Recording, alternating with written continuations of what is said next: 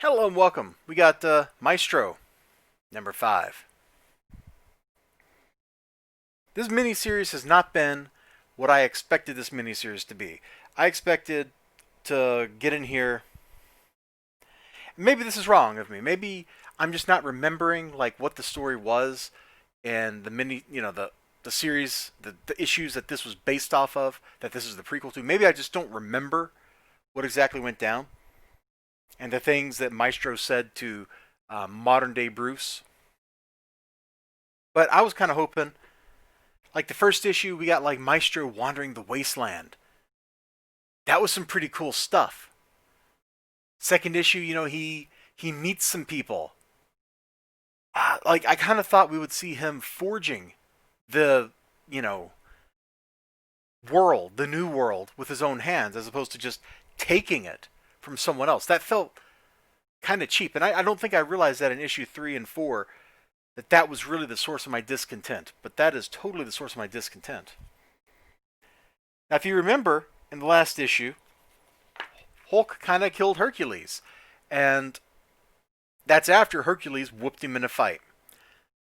So the way he killed Hercules, it is kind of clever.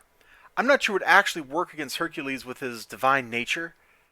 Like, can he really just be poisoned by something that would kill a mortal? I guess so. It worked. It's what happened in the story. And so now he's got a funerary pyre. There we go. For Hercules over here. And the people are like, yo, why don't we have an election? Who put you in charge? You're just some green guy that Hercules beat up. This doesn't go so well for the people because, he does have a giant lizard dog robot army thing going on here. Fortunately for the people, Rick Jones has people on the surface who have a really cool gun. And look at that look. Who is interrupting my plans? The art's been pretty good in this series. And it's pretty good in this episode, this issue. Super laser gun. Rick Jones, he don't like it, and it goes as badly for the people as you might expect it to. Now, if you notice in this panel, Hercules has fallen down off of his pyre. Or has he? There we go again with that kind of look from Bruce Banner. The speed lines, the emphatic text box. Something is going on, and that something. And I'm showing like one more page than I would normally show, but I gotta show this to you because look at Hercules on the left.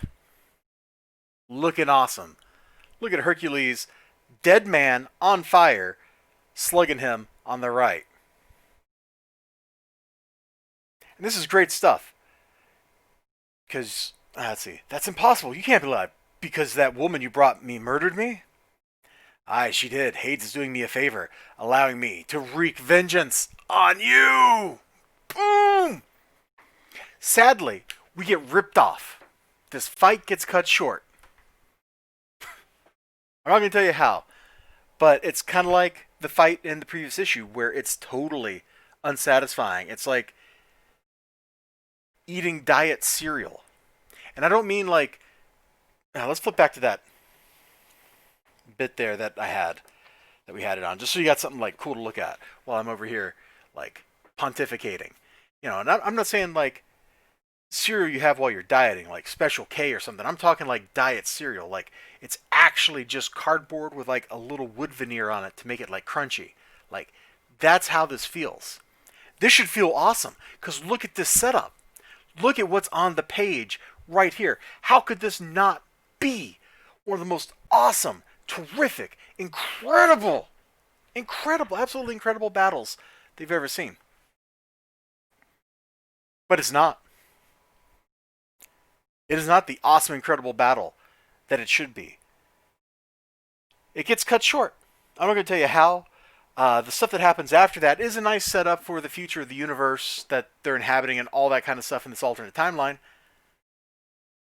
But this is such a letdown. The fight itself, it does not live up to the promise of these two panels here because this looks like it should be absolutely incredible. Now, maybe they're making the point that, the Maestro doesn't have to win through physical superiority, that he uses his mind and all that. But his victory here is not even because he uses his own mind. Like, it feels completely unearned, which is a goofy thing to say because the Maestro is a really cool Hulk villain. So I feel like they're doing him a disservice with the miniseries, with the way it's going down. And maybe I'm wrong. Maybe it was always intended to be this way, and in my mind, he's just way cooler than he was ever supposed to be. I don't know. I just work here. You all have a great day, great night, great whatever you got going on. This miniseries started off super strong and kinda stopped feeling super strong as we went on. Now the finish at the very end, as this issue wraps up, it does kind of redeem it a little bit. If you read through it, like, it feels right, it feels okay because it's clearly leading to the universe that we know from the Future Imperfect timeline. But the action was a letdown every time we were having action in this miniseries. And it's a Hulk book, right? It's at its core. This is a Hulk book. This is the Maestro. He is a Hulk. It should have great action. And it just didn't.